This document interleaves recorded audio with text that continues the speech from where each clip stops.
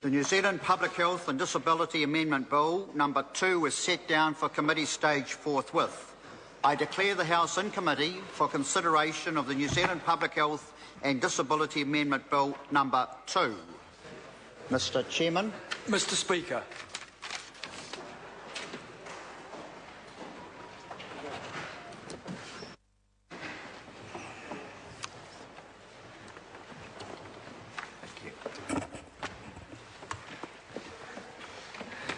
The House is in committee. Kia ora tātou, nō reira te whare, inga iwi, inga rio, inga hawe wha, tēnā koutou, tēnā koutou, tēnā koutou katoa. Good morning, honourable members. Mr. Chair.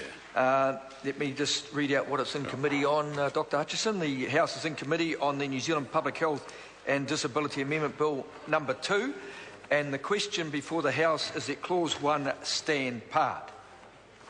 Mr. Chair. I call the honourable member, Dr. Paul Hutchison. Mr. Chair, it's a pleasure to speak on the major part of this bill, and I note that in the Family Care Policy 78 purpose of the part, it says quite clearly the purpose of this part is to keep the funding of support services provided by persons to their family members within sustainable limits in order to give effect to the restraint imposed by Section 3.2, etc. Mr. Speaker, I think it's very, very important to emphasise that this policy does indeed give disabled people the choice of whether to employ a family carer or a contracted provider.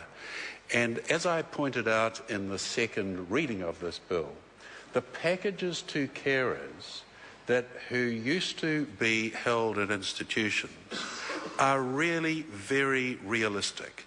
They will come to over $100,000 in certain circumstances. But what this does is that traditionally, and as we've all debated over the last 2 readings, for 20 years, no family members have been paid. No family members have been paid, but this enables that choice of payment to those who indeed have very high needs, and this will open up to something like 1,600 families who have in the past not had that benefit. Certainly targeting high and very high needs people was supported by 68% of all submitters and 71% of family carers in the consultation document which was put out by the government in 2012.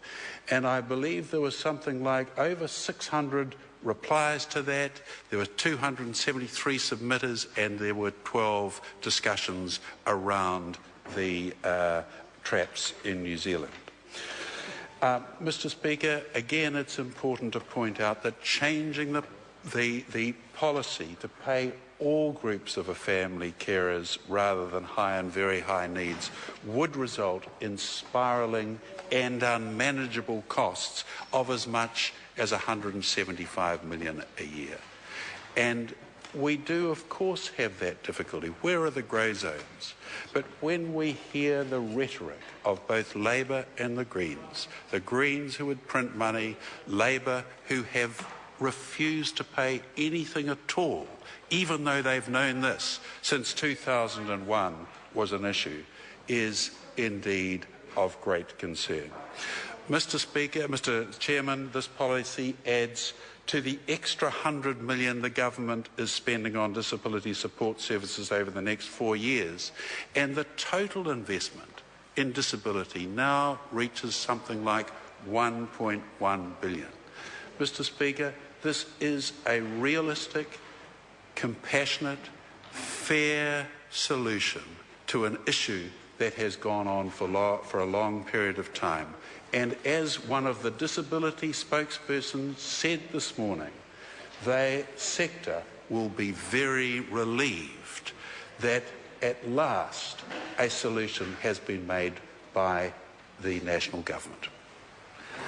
Just before I call the next member, just so that we're clear about the debate parameters in this, this is a debate on Clause 1, and it's a wide-ranging debate on Clause 1, and the reason for that is because the bill has not been considered by a select committee.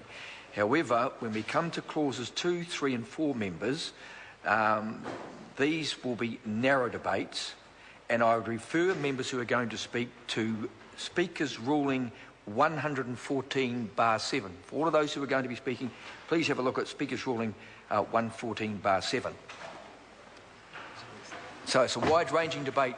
I call the members called. I call the Honourable Ruth Dyson. Mr. Chairman, thank you very much for the opportunity to take a call in the committee stages, and I hope that